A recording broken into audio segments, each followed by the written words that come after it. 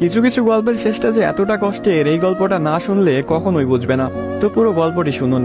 একটি 19 বছর বয়সী মেয়ে তার প্রেমিকের কাছে গিয়ে বলে, আমার 20তম জন্মদিনে তুমি আমাকে কি উপহার দিবে?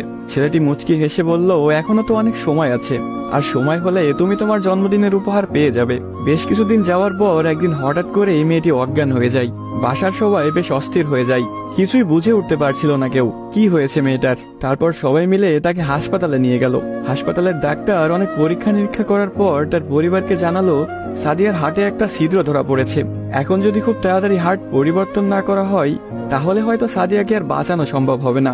সবাই এই কথাটি শুনে কান্নায় ভেঙে পড়ল। সাদিয়ার মা বাবা কিছুতেই মেনে নিতে পারছিল না।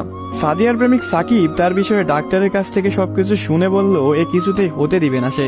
তারপর সাকিব মেয়েটির রুমে গেল, দেখলো তার ভালোবাসার মানুষটি বিছানায় শুয়ে আছে। সাকিবের কাছে যেতে এই মেয়েটি বলল, সাকিব, আমি মনে হয় আর বাঁচবো না। সাদিয়ার চোখের পানি মুছে দিয়ে সাকিব বলল, কে বলেছে তুমি বাঁচবে না? তুমি খুব শীঘ্রই ভালো হয়ে যাবে। মেয়েটি বলল, তুমি কি করে জানলে? ডাক্তার তো বলেছে আমার হার্টে একটা ছিদ্র ধরা পড়েছে, আর আমাকে বাঁচানো সম্ভব না। ধুর পাগলি, তোমার কিছুই হবে না, দেখো তুমি ভালো হয়ে যাবে।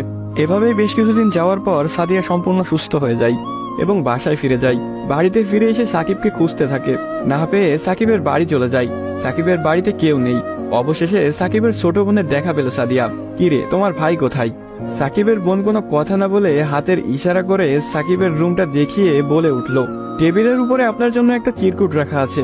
সাদিয়া কথাটি শুনে রুমে গিয়ে চিরকুট হাতে নিয়ে পড়তে শুরু করলো।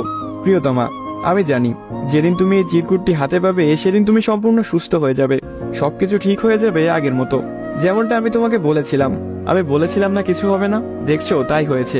তুমি আমার কাছে 20তম জন্মদিনের উপহার চেয়েছিলে না? অনেক ভেবেছি, কিন্তু তোমাকে কি উপহার দিব ভেবে পাচ্ছিলাম না।